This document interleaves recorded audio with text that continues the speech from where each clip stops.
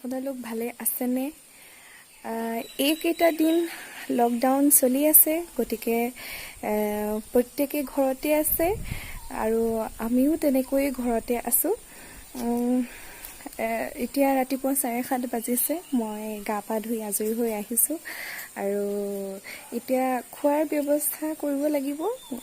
আমাৰ ৰাইজ সকলোৱে নিজৰ নিজৰ কামত ব্যস্ত হৈ আছে। তাৰপিছতে কি ক'ম, সেয়া আজি মই ভাবিছোঁ যে মোৰ দিনটোৰ কিছু অংশ কিনো কৰি আছোঁ তাকে অকণমান আপোনালোকৰ লগত শ্বেয়াৰ কৰিবলৈ আগবাঢ়িছোঁ।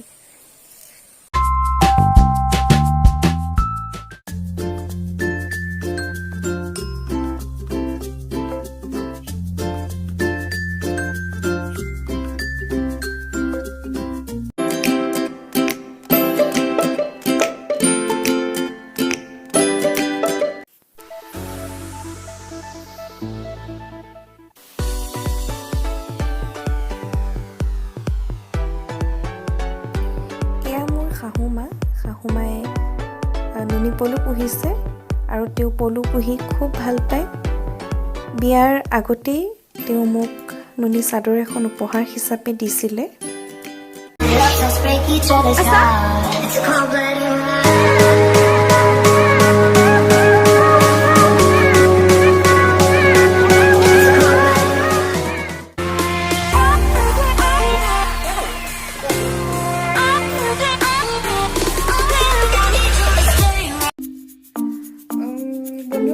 এতিয়া 1:30 বাজিছে আৰু আমি ভাত খালোঁ। খাই মানুহজনে এনেকুৱা ফটোৱামিবিলাক কৰিয়ে থাকে। তেওঁ ভাল পায় এনেকুৱা ফটোৱামিবিলাক কৰি। ক'ত শুইছে দেখিছে নাই? চফাটোত। আৰু এইকেইদিন একো কাম বন নাই। সকলোৰে অকল কি হৈছে, ৰাতিপুৱা উঠি একেখিনি কামেই উঠি নিজে গা পা ধুই আজৰি হৈ সকলোকে খোৱা বোৱা,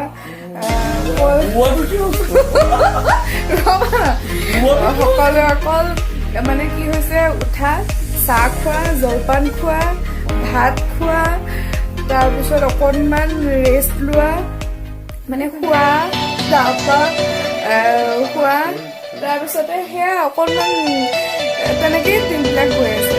আপোনালোকৰ কেনেকৈ গৈছে বাৰু জনাবচোন।